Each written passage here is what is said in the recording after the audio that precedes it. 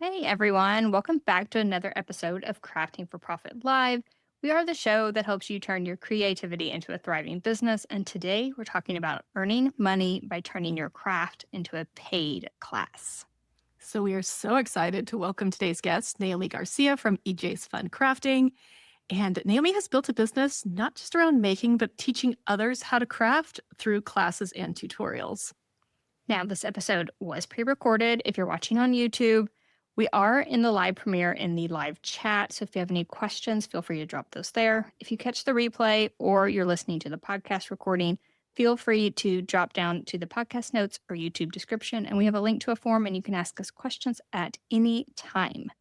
So, Naomi, let's get started. All right. So, Naomi, let's start at the beginning. Introduce yourself and tell us when and how you got started teaching crafting classes. What gave you the first push to sort of try it? Well, thanks for having me on. I'm Naomi from EJ's Fun Crafting, and I'm a teacher, I'm a mom, I'm a wife, I'm a maker, all the things. And so I'm always on the run, always busy, busy, busy. And I wouldn't have it any other way, honestly. And that's kind of what drove me into teaching my craft as a business. So, like I said, I'm a teacher. I've been a teacher since my senior year in high school. I was teaching, and I've just come through that, and that's been my main career all this time. I've been a crafter all my life too. I grew up crafting with my mom and my sisters. I got my first, actually, before I got a Cricut, I got a cuddle bug, guys. I don't know if you guys have a cuddle bug. I had one. Yeah. And so I got a cuddle bug end of 2016. Right after that, I got the Cricut Explorer Air. And so, I'm working around with that. I have six sisters, by the way, and my mom. So all my sisters, except for one of them, live here. At the time, lived here in town with us. So I'm like, hey guys, guess what? I found this really cool thing. And we used to quilt together before that. And who wants to get together and try some paper crafting? And my second oldest sister says, like origami? I'm like, oh girl, we're not doing nobody's origami out here. Not origami. I go, but you know what? Maybe. I had them all come to my house on a Saturday. It was the most amazing experience. Everybody was like, oh my goodness, this is so fun. So there's my mom, four of my five sisters that were in town, and two of my nieces. So we're all together. We're crafting. I'm showing them. They all get excited. Within a week or two, everybody bought cuddle bugs. And so then all of a sudden I became the cuddle bug paper crafter teacher. So every week we're coming to my house. My sister has this really stressful job. And so after her job, she made it a point. I gotta leave on time, guys. I'm going to my therapy. They thought she was going to like therapy. She's like, no, this is my therapy. Couple of months later, I show them my Cricut. I start teaching them because for me, having been a teacher, the easiest way for me and the best way for me to learn and to solidify something is to teach it to somebody else. And so that's how I really got into teaching, was forming a crafting group with my family and showing them and teaching them what I knew, seeing their excitement, and we just went on from there. That's how it started. I love that. I had no idea that you had six sisters. I have six sisters and five brothers, so That is a lot of siblings. Holy it moly. is. It is. And I fall in the bottom half. I'm number 9 of 12. So Oh my goodness gracious. I just cannot fathom. I have one brother and I'm like, what? I got a sister-in-law and I was like, my number of siblings have doubled. that's cool. But yeah, that's my story. It's awesome. So then I'm sure you moved on to online classes. Well, I know you moved on to online classes because I know about your online classes. So those classes, what did your first class look like? Was it very polished or how did you get started? I think I know the answer. No, I didn't even know. I mean, it was like when Zoom barely came, people knew what Zoom was. And so we're fumbling through the whole class and people are talking over each other. It was okay, but it wasn't okay because I'm I'm an interactive person, and to show you how to do something, I need to get in there and I need to see what you've got going on and show, so having so many people, and I don't mind. I've had classes of 19, 22 kindergartners, 5-year-olds by myself, and didn't bother me. Give me 3 adults on Zoom who don't know anything about Zoom, and I'm like, man, we're throwing in the towel right here.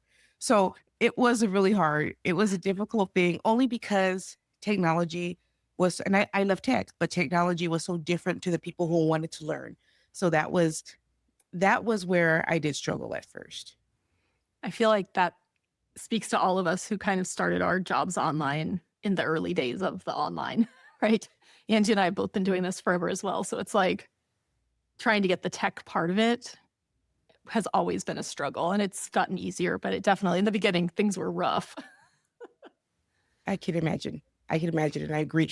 And it's not just, the tech of it, but when you really want to see the physical product, or people are like, well, can you do that again? And you're thinking, okay, if I had a physical class, I can come and show you and move these people on right here, let them go to the next step.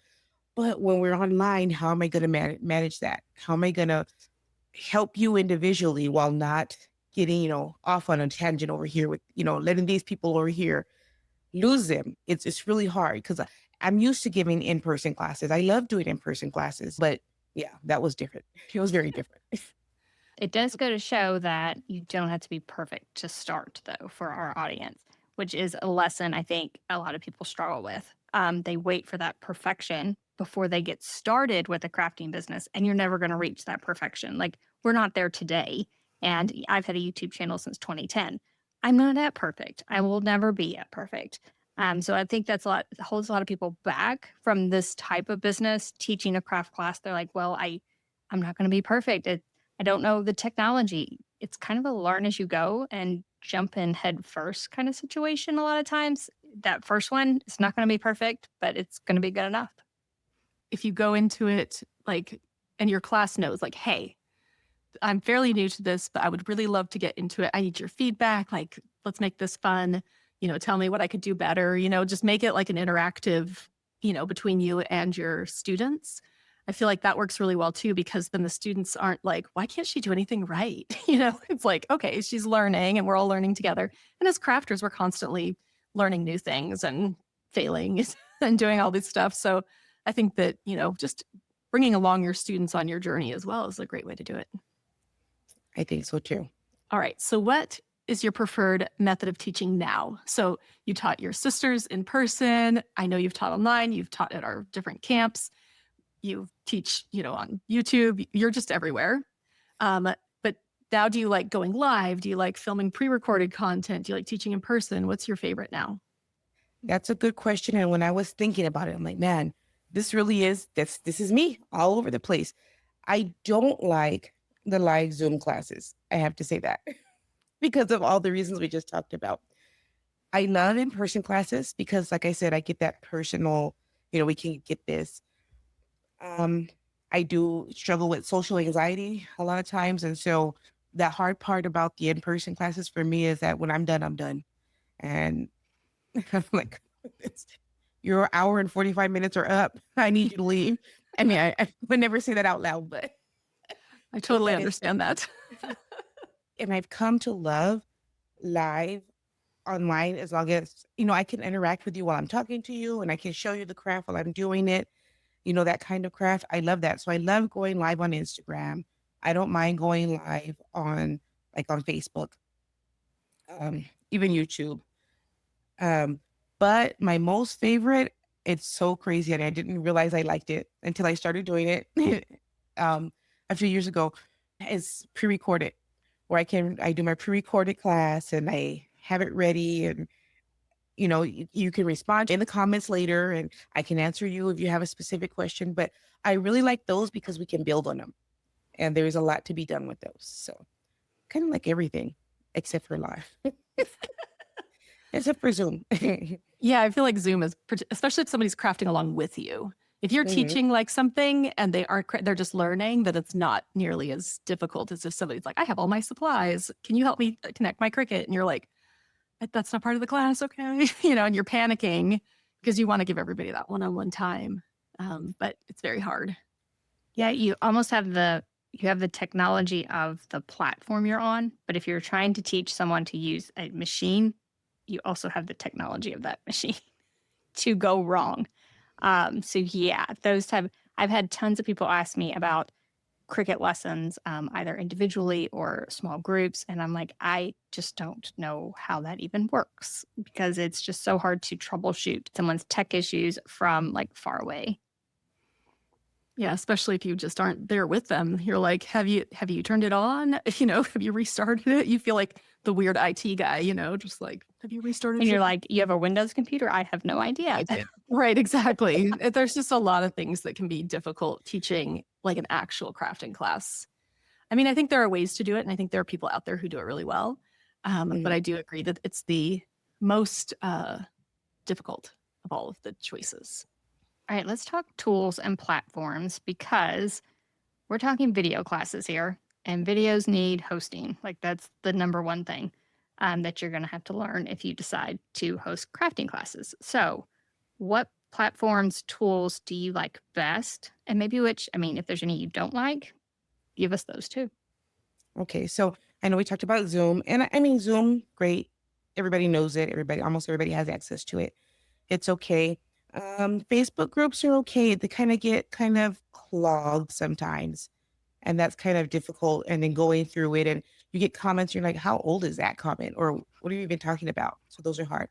I've done Teachable. Right now, I'm working on a new platform that just that's getting going, and it combines several different tools together with the Funnel Queens. But Teachable, I think, has been my as far as just classes go, that's been where I've been able to house things because I have tried different things. Like we said, I've tried putting things on YouTube on a private channel, putting the setting to private. And to me, that just took a lot of time and a lot of effort trying to, okay, how do I make sure I keep this separate from this? And what if I accidentally put this to go live? Did I include the right link when I sent that out? So I think something standalone like Teachable has been the best for me. That's what we use as well. I feel like it is not the cheapest, but again, you get what you pay for. And I think that Teachable, based on, I mean, I've used a few others as well. Podia, Mhm. Clavio, I looked at. I used Thinkific for a long time. But I really think that Teachable, while not perfect, it definitely hits most of the things that it teach if you want to teach consistent online classes. I think it's one of the best ones. And I do know that YouTube is playing around with allowing courses on their platform. So you will like basically make a playlist and it will be a course and it can be like a free or paid course. I have been able to play around with that a little bit. I mean, they're working on it. It's a work in progress. It's okay. But like a lot of the platforms we're talking about are paid, like Teachable. I think YouTube is going to take a portion of what you charge for the course, which I don't know. Like it's do you pay Teachable up front and know what you're going to pay, or are you going to pay every time someone purchases the course on YouTube? I don't know what the answer is. It's a tough question sometimes. Yeah, I agree with that too. Because it also goes back to what you said in the beginning, Angie, about we don't start sometimes because we're waiting for everything to be perfect. And that's where I was when it came to my online, taking my online the summits I've done or different things and making those into online courses because it's like, well, where am I going to build this? Where am I going to put this? And I want this laid out just perfectly. And it wasn't until I said, stop, Naomi, fine. You start with your little three things and Teachable. Like you said, it can get pricey. Start with a base, build from there. At least in the meantime, I'm getting the feel of it. I'm seeing what it's like to have online courses available. So I like that you said that. Yeah, and there's no perfect platform. Like Corey said, like we've tried several. I have tried several. All of them had little glitches or things you wish that were different. There's none that's perfect. And some of Hmm. them, like Teachable, has some weird things for our students that I don't personally like. But another one is not going to be perfect either. So just start, pick a platform, get started. You can move it later. I think one thing we haven't mentioned that I don't know, I feel like it's something we should mention is that we can, with online classes versus something like a YouTube video, online classes you can then sell forever or however long you want to keep it open. So, for example, I have a class on Teachable about like doing your personal brand, like your personal branding for your small business. And I just sell it. And it just continues to sell. And I don't have to do any additional work. And that's really nice because it creates that, yes, you do the work up front, but then it creates that nice passive income, going forward. So, do we want to do a quick commercial break? Let's do it. Okay, so every once in a while, we like to mention our merch shop just so you are aware that yes, we have merch. So for all your merch needs, head to link.craftingcamps.com/merch and you can find cute shirts, hats, mugs, stickers. If you're crafty, you are going to find something in our merch shop. My particular favorite is we have a shirt that has a heat press on it and it says hot stuff. And I feel like this is absolutely my favorite shirt that we sell. It's so stinking cute. So if you want a hot stuff shirt, hat, mug, all of the things, go ahead and head over to link.craftingcamps.com/merch and check it out. That's one of those shirts you have to wear in the right audience so they get it. It's very specific, but also it's very cute. But very cute. So I talked a little bit just a minute ago about sort of selling your course, but let's talk about pricing. How did you figure out what to charge for your classes? This is just one of those things where it's like, we all struggle with pricing. So how did you decide on pricing? Give us some insight into that. I'm still figuring it out. It's difficult trying to find that spot. We talked a little bit earlier before the show started about finding the right audience. And I think with pricing, the biggest thing is it's internal, because until we know, and this is what I've been told, because I do have trouble with this, until we know the value of what we have, we're going to keep undervaluing it. And I'm not saying that we need to charge like hundreds of dollars for, let's be reasonable. It's subjective, but it's about knowing your audience and knowing who do I want this for. I know I'm not going to be able to get people to purchase at the same price for some areas that I will in others, or for some demographics. Some demographics are more willing to pay for a certain course. And so that's what I've learned too. I can take almost the same course. And this is more in person, but also online, right? I can take the same basic concept and charge differently depending on what my target audience is, my target demographic. And not that I'm going to give them less or give them more, but they're going to get a different view. And I'm going to have to give a different part of myself for that particular demographic. That's what I found out. So pricing can be subjective. It's hard. I do look and see what's going on around me. What are other people charging for similar courses? Of course, we don't want to price ourselves out of the market, but I don't want to come in so low either. I used to do contract bidding for my dad's company, and that's what I learned. I want to come in so low that I get the bid, but at what cost? I'm not making anything off of it. It's kind of a game, but it depends on what do I want out of this. It's a little bit different too when you're pricing a digital course. The money aspect of it's just more nebulous than it would be if you were pricing a physical product, right? With a physical product, you're like, it costs me this much for the mug and this much for the tape and this much, all the different things for the packing and the Etsy listing or whatever it is. It's like you could actually mark it down. But when you're just like, I made a video, it's just very hard. At least I think it's very hard to price things. And sometimes it's like, do I want to price it so that it's sort of a premium product, so it's a premium video and you're going to get a lot out of it? Or are we aiming for some quantity not over quality, but like, are we aiming to get a lot of people in because we want to get those people on our list and maybe, be able to upsell them to something else later? So Angie and I have something we're working on for the holiday season this year. And we've been talking about the pricing on it. How much do we want to charge for this? It's going to be a handful of videos and a bunch of files. And it's like, do we want to charge more, which is probably what it's worth? Or do we want to charge less to try and just reach a bunch of people that would then upsell to some of our other content? So it's definitely much more nebulous, like I said, than pricing a physical product. If it's seasonal, you also have to take into account like the season. And like we're like, the holidays are going to be coming up. So people are going to want to save for that and not buy this thing we're working on. So it's like, it's all these factors. And another thing you can't do like you can with physical products. We mentioned Teachable is expensive, but we can't take the cost of Teachable and divide it over however many mugs we make because we don't know how many classes we're going to sell. We don't know how much it's going to cost us per class at all. So it's a very difficult thing to make sure you're covering your costs because you have no idea. You're going to have to make the investment and the cost of this before you ever know if you're going to make it back. Right. And the other thing, when you also we're saying that reminding me just where do I want this to enter at? Like Corey said, do I want this to be not just a premium, but do I want to be able to scale up and then add on and maybe add this to another bundle? Or, where do I want this to play? Is this something like a one-timer thing? It's just a one class, or can I build on it? So that has a lot to do with pricing a lot too. Yeah. Where is it in the funnel? Like, is Mhm. this to get people in the door to like our ecosystem of things that we sell?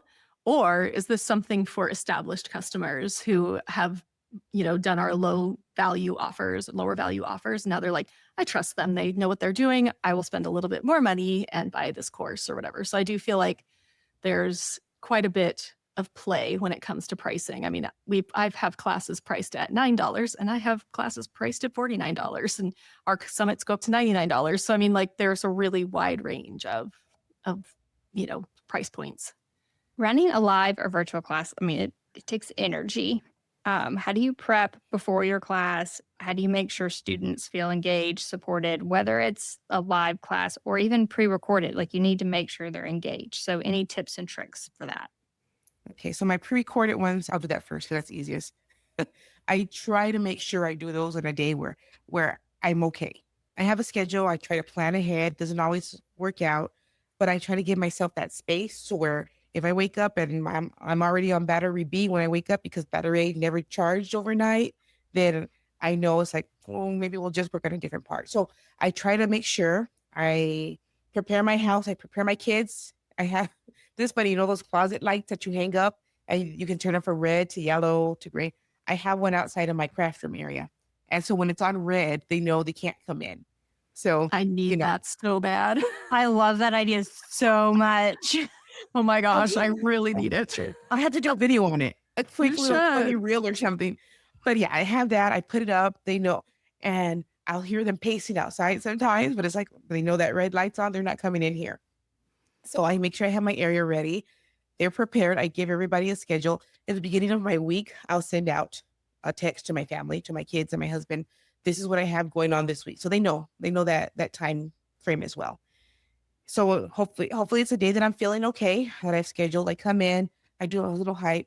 I hype myself up before, I talk to myself, I do my little hype dance. Okay, we got this, we got this. I start talking to myself as if I'm giving a class. And so I try to picture myself in the class already. So that's what I kind of do because I don't want my videos to come off as fake, but I don't want them to come off as boring either. Nobody wants to watch a boring video, you know. And so I try to prepare myself for that, you know. If I'm doing a live class, almost the same thing. I make sure within the week, even if it's not physical, and it's funny because my husband has told me before, I haven't, don't you have something to do tomorrow? I haven't seen you prep. Don't worry about it. I got this. In my mind, I've prepped for over a week, I'm sure. So I have everything and I know where everything is. I have everything ready to go. So then I'll go in, I'll set up, I'm ready to go. And on the way to, if I'm driving, whether they're coming here or if I'm driving there, I'm pumping some music. I've got whether it's Steely Dan, Earth, Wind and Fire, or something else, I'm like getting myself in there, right? Because I need to go in pumped up. I need them to know that I'm happy and excited to be there with them. So those are a few things I do. I love that. I do the talking to myself before I film thing all the time. I do it in the shower. Like I'm like giving my little YouTube video spiel in the shower. I don't know. But I think once you start doing videos, you'll end up talking to yourself a lot more than you did before. Well, I often tell people, they're like, what do you do for a living? I literally talk to myself because there's just me and a camera. So I talk to myself. Sometimes you talk to me. Sometimes I talk to Corey and Naomi today, but most of the time I just talk to myself. It's fine. And it's okay. And guess what? Sometimes we answer ourselves too, but how can we answer other people if we don't answer ourselves first? Right? I mean, there's questions out there. We got to be asking them. I feel like that's hard in the beginning to have that conversation with yourself once you turn that camera on. So like some tips and tricks for the start of this, if you're getting started, is to imagine there's someone you're talking to. Because I mean, I don't necessarily have to do that now, but in the beginning, I had to imagine like my person behind the camera and actually be talking to them in order to get any sort of emotion into my voice. Now I can just do it, but I feel like in the beginning, it's really hard to talk to a camera a black camera with a lens on it and not just have zero emotion. So just in the beginning, try to envision someone because it makes it a little bit easier to, kind of be a little peppy. Like you said, not fake, but positive and peppy. I imagine that I'm doing a live. That's kind of how I go at it. I imagine that there are people watching, and that, I'm like mentally imagining what their questions might be as I'm filming, because then I can also answer those questions. But it took me a long time to get there because I hated it in the beginning, just staring at a camera and trying to be like, hey, friends. It was just brutal. It's like the biggest hurdle, I think, because people are like, I'm going to do this. And then they turn the camera on. They're like, nope, nope, done. Nope. So another thing I did with that, I don't know if you all have seen my videos with Mrs. Craft Lady and D. So I invented another character. So I'm Mrs. Craft Lady showing people what to do. But then D, because my middle name starts with a D, I just named her D. She's the one who doesn't know anything about Cricut, anything about crafting. And I came up with that when I first got on TikTok. I was going to take the TikTok program. And so I started having these conversations with myself with these characters. And I'm actually both of them, right? So it's, who am I right now? Am I Mrs. Craftley or am I, and so that helped me a lot too, to be more natural and to, okay, what are people asking? Okay, when I'm D, what did I not know? I didn't even know how to use a paper cutter. Okay, so I'm going to teach somebody how to use a paper cutter in this class, and so things like that, little things like that help a lot too. Yeah, I think it's just having a more active imagination as you go along. And it takes a lot of work and a lot of practice. I don't want people to think they can do this overnight. I've said this in other episodes. The first many times I created a video, it involved a lot of crying because I hated how I sounded. I hated how I looked. I could never remember anything. I'd forget to charge my microphone. I mean, like, just so much went wrong when I first started my YouTube channel. And this could be for anything. And so it's one of those things where you're like, you just have to go into it being like, I might suck a lot for the first couple of these, and that's okay. But I think as perfectionists and as women especially, we want everything to be perfect, and it's just not going to be, guys. All right. We talked a little bit about your first Zoom class and how it didn't go very well. But have any other teaching moments kind of helped you shape how you teach now? Have you just other things you've experienced that have really shaped how you are as a teacher? Be more anticipatory. So I'm anticipating my students' questions because I've had classes where I go in and I made a I made a reel about this too, not a couple of years ago, where you've got the one student who's like, well, the lady on YouTube said, I'm like, I'm not the lady on YouTube, but I can't say that, I'm like, okay, well, no, yeah, you're right. So anticipating, those questions have helped because that can get, I feel I just get real hot. Like I feel myself like sweating and like, oh man, what if I tell them something wrong? Because now in my head is what YouTube video is she talking about? What lady is she talking about? Jennifer Maker?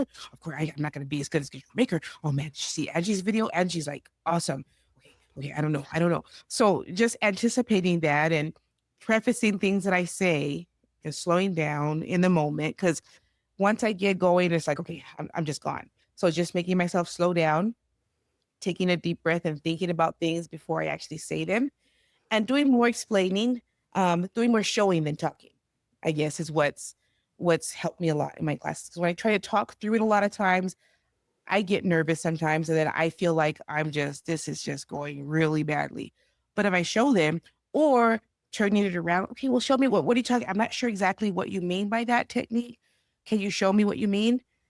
And then, a lot of times that kind of, well, no, no. You can do it the way I was just wondering because I just saw this other lady. I don't know how she did it, but I saw this other lady do it like that. So not comparing myself, but at the same time, not devaluing myself based on other people because that can get really hard, especially in a live class and in the moment.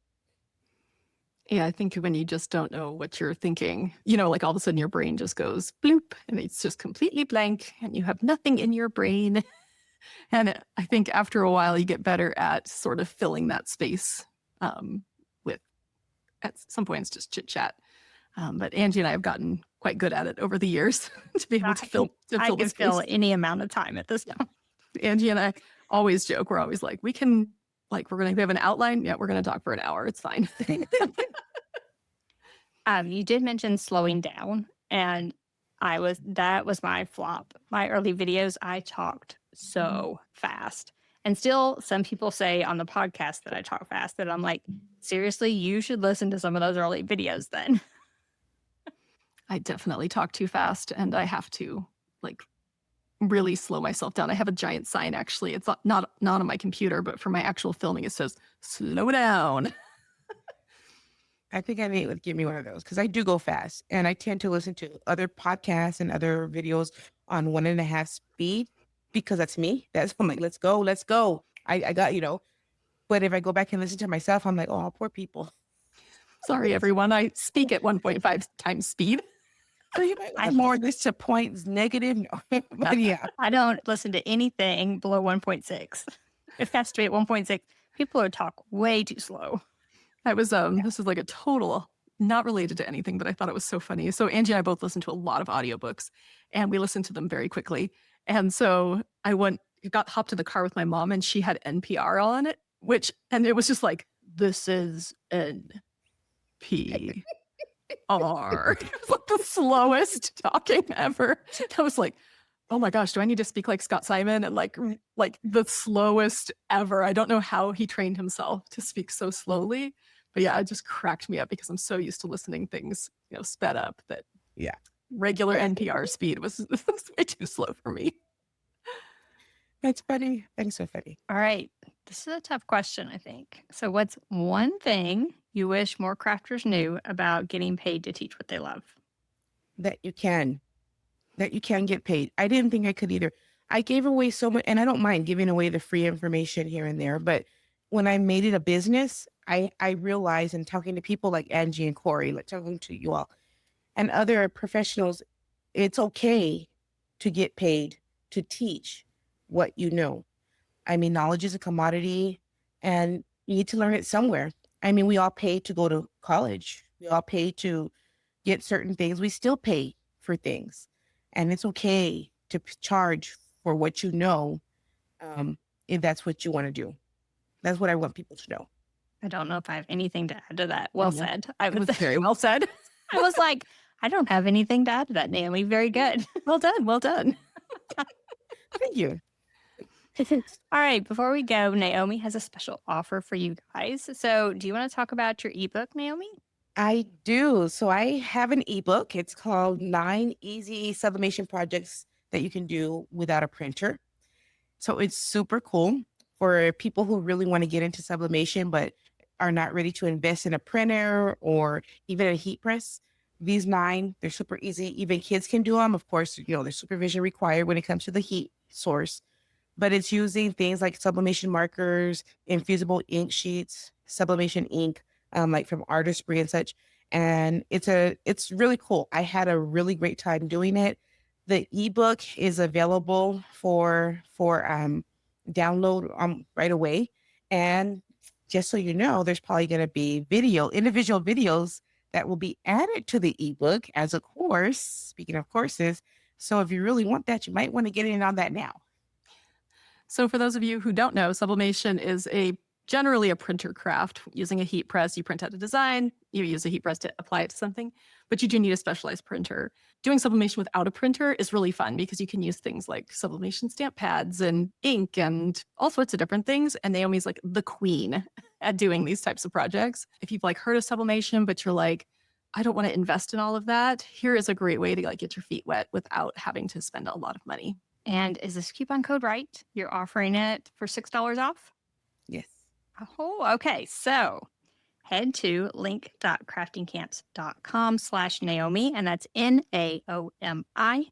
And the list price is $15, but you can use coupon code CFP825 for $6 off. That makes it $9. If you ever want to try sublimation, don't have a printer, grab Naomi's ebook. Do it before it goes up, because once I put those videos in, the price goes up, but you'll already have access to them. That is awesome. All right, Naomi, thank you so much for joining us. We love having you on this podcast. We love your energy. It is just so fun to have you on here. I think a lot of people are going to walk away from this episode being like, oh, maybe I can actually teach classes. Maybe, I can teach in person, or maybe it's time to start that YouTube channel, or maybe I'm just going to do quick Instagram lives. Whatever it is, hopefully people see that their knowledge is worth something and they can teach classes, to get paid. And now I have to go buy a light for outside of my craft room. So thank you, Naomi, for joining us. All right. So if you enjoyed this episode, don't forget to subscribe and leave a quick review. We'd love to read all of your love notes on our podcast. And if you have a friend who keeps saying, I've always wanted to teach a class, or you have that friend that you're like, they should teach a class because they do such a great job at teaching me how to make these crafty things, then send them this episode right now. As always, thank you for hanging out with us, and we'll see you next time on Crafting for Profit Live.